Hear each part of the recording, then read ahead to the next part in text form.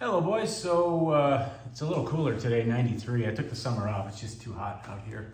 Um, so I didn't want him to start making videos again. Well, I knew I was going to pick it up, and I think now is the time I'll start picking it up. May get hotter in the next couple of weeks. I don't know if I'll, when the next one is. This one will be pretty short because I had something to report on you. I'm looking around. I don't see anything for the shop tour today. Although, if you can see, I usually have pictures up there. They all fell off in the heat. They're stacked right over there. They're leaning up against the wall. That one in front fell off the wall, took out Arnold, and I put Arnold back up, but took out Hicks and Hudson, who are down there waiting to go back up. So I'm actually going to screw those into the wall. They were with command strips, which couldn't take the heat. The adhesive gave way, so I'll do something with them. So there's the shop tour for today. Today you asked me about my mom's family. And the reason I'm talking about that today is because we picked up an attorney, an Irish attorney, to take over for the Irish citizenship. So this is the first time it feels like it's actually going to happen. And I'm super just peaceful and pleased about that. Of course, Kayleen's working for Fragaman, which is an international immigration attorneys, and her managing partner, Kayleen Astor, she contacted one of her colleagues in Ireland, and they said, hell yeah, and we'll do it for cheap because they're with Fragaman. So anyway, I was on emails with her, so it looks like it's actually going to happen, which is great. And I just wanted to talk about my Nana a little bit, your Nana's mom, and her family, Nana's family. I'll just start with her sister. She had a brother who died. I should have got this first. Let me get something first. I might have shown this to you already before. So this is, Mom, Nana, wrote this for me and Uncle Alex. They gave us both. This is to Andrew Frost St. Clair. It's a sort of a memoir, part 1, part 2, part 3, part 4. Oh, the add-ons. Anyway, it's all handwritten. That's her handwriting, of course. And it's a lot of information about her and her family. And so some of the things I learned from here. Some were just listening to her talk. She gave this to me and Uncle Alex. Oh my gosh, what's the date here? 1988. Yeah, June 1988, so it was end of June. I was 22. I didn't know what to do with it for a long time.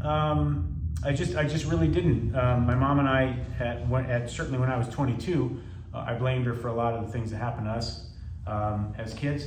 Unfairly, I can tell you unfairly. I might have told you if I could bring anyone back from the dead and have a conversation with them for 5 minutes, it'd be my mother. And I would just tell her I'm sorry the whole time because she didn't deserve any of it. Looking back with grown-up eyes, I see she did everything that she possibly could. She was in an impossible situation, which I may have talked about before, I don't know, but it was just an impossible situation. A husband in a wheelchair, 2 young children. She finally made the right choice. But I don't blame her for how long it took her. When she got us out of the order, she just gave an ultimatum to my dad. I'm taking the boys. Alex was a sophomore, maybe a junior. I was a freshman, about to be a freshman, I think. No, I was a freshman. She said, we're leaving, and you can come or you don't have to. We're leaving. And of course, she had the support of my dad's family, who never understood why he did what he did to join the order. At any rate, her older brother, I found out about in this thing. She had an older brother. He died very, very young before she was born. So I think only a toddler. He couldn't have been much older than a toddler. And she had a sister, Aunt Delia, who I don't know how much older, but I think she was at least 5 years, possibly as many as 7 years older than her. Maybe even older. So Aunt Dee married Uncle Ray, who was an American. I think he was a Marine that they met. I don't think it was in World War II. I think it was just after World War II. He was probably part of the cleanup or something like that. They met, had 4 boys. Christopher, who was the oldest, then Tim, then Patrick, and then Stephen. Chris was an absolute creep, just an absolute piece of shit.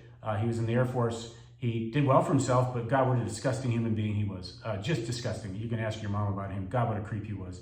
To her and any other woman that came around, just a creep. So less said about him, the better. Timmy, he was the kindest of the 3. He was just a sweet, sweet man. Loved him very much. he passed away I'll get to Stephen in a minute, but as I was on my search for Stephen, I found out that he had passed away, and I'm in contact with his wife. 10 seconds ago I knew her name, can't think of her name right now. She's a very sweet lady too. Patrick, who I love very much as well, died of AIDS. Unfortunately, when he got HIV, Nana and Aunt Dee had some big fight. This was in the early 90s, late 80s, early 90s. They had some falling out, never resolved. And so I couldn't even go see Patrick. I was not welcome to go see him. They lived in Las Vegas. I wanted to be there. I wrote a story once called How We Care for Patrick. And it was about my not understanding, wanted to be there for him because I loved him so much, and being unable to see him. And then there was Stephen, which of course Patrick was gay, Stephen was gay. Mitchell, you talk about, we had that text about how everybody's got to declare their LGBT status in the St. Clair family. Well, it's also in the Davis family, the Black Thornton family. Black was Nana's maiden name.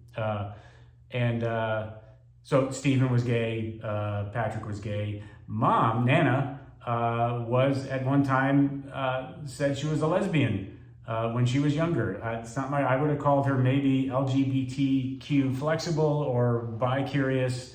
And I found this out sitting next to your mom and Nana in a conversation in the 80s, and paying attention to whatever I was paying attention to, and they were having a conversation, and I heard my mom say something like, and I was a lesbian at that time, and I just, what? I looked over, what? So she told your mom. I had never heard this story. I don't know if Dad had either. He was indisposed at the minute, but anyway, that's kind of funny. Aunt Dee passed away a couple of years after the falling out, a blistering alcoholic.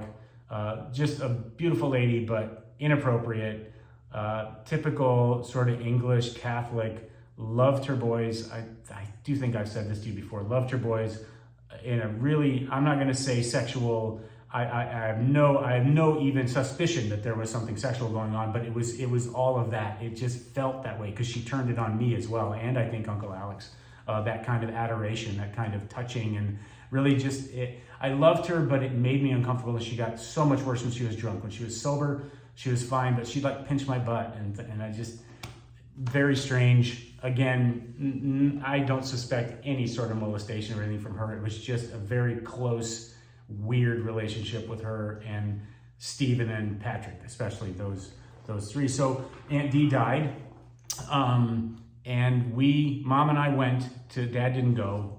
We thought it best if Mom and I just went. We went to whatever event was for her memorial, and it turned out, in my memory, and since I'm the only one that can say, because Nana's gone, we just went to their house and we hung out, and it was uncomfortable, and I don't think we even stayed with them. I think Mom and I stayed in a hotel, and I think we were there. We flew in, I'm almost certain, rented a car, went there was nothing going on. It was gross, and I hated it, and I hated that that's the way things ended with Mom's side of the family. Of course, I think I hired a couple years ago, that's 4 or 5 years ago now, I hired a private investigator to find Stephen. I just wanted to find him. I wanted to heal that breach because I did love him so much. Couldn't find him. I found out from Tim's wife that he had been deported at some time in 2014 or something during the Obama administration, because he had been born in England but had been brought here as a baby. I don't know why he wasn't DACA eligible. I don't even know anything about that. So, but at any rate, I hired a private investigator in the UK. They couldn't find him, so for all intents and purposes, he's dead and gone, which is sad. However, the reason I'm making this is not to be all sad and everything, but to tell you a little bit about my mom's family, and to tell you that Irish citizenship is going to be probably right around the corner in terms of effort. Because we've got this lawyer. She looked through everything that I have, which is birth certificates and all that stuff from 1895 and all that stuff, and she said, you need these couple of things, which I will get, or they will get. I hire them and they'll get them. But anyway, I'm happy about that. So yeah, that's what you asked me today. I don't remember what the question you asked me. Oh, you asked me about Mom and Mom's family. So that's the story about Mom's family. I love you both. There'll be more of these coming now that it's cooling off. I'm already starting to sweat. Love you both. Bye.